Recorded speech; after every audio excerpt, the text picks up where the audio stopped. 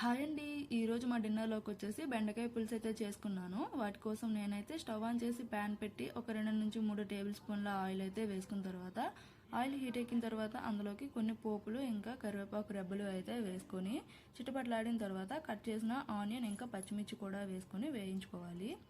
ఇలా వేయించుకున్న తర్వాత అందులోకి అల్లం వెల్లుల్లి కూడా వేసుకొని వేయించుకోవాలి.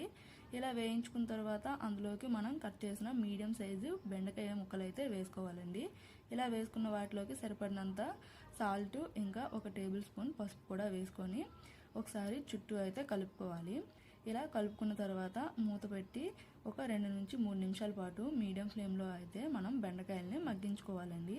ఇలా మగ్గించుకున్న వాటిలోకి ఒక 2 టమోటాలను చిన్న ముక్కలుగా కోసి మళ్ళీ ఒకసారి మగ్గించుకున్న తర్వాత మనకి కర్రీ అనేది దగ్గర పడిన తర్వాత సరిపడినంత కారం ఇంకా మసాలా కూడా వేసి ఒకసారి ఇలా కలుపుకోవాలి నెమ్మదిగా. ఇలా కలుపుకున్న వాటిలోకి చింతపండు రసం సరిపడినంత ఇంకా కొంచెం వాటర్ కూడా వేసి ఒకసారి కలుపుకొని ఒక చిటికెడంతా బెల్లం కూడా వేసుకుంటే టేస్ట్ చాలా బాగుంటుంది.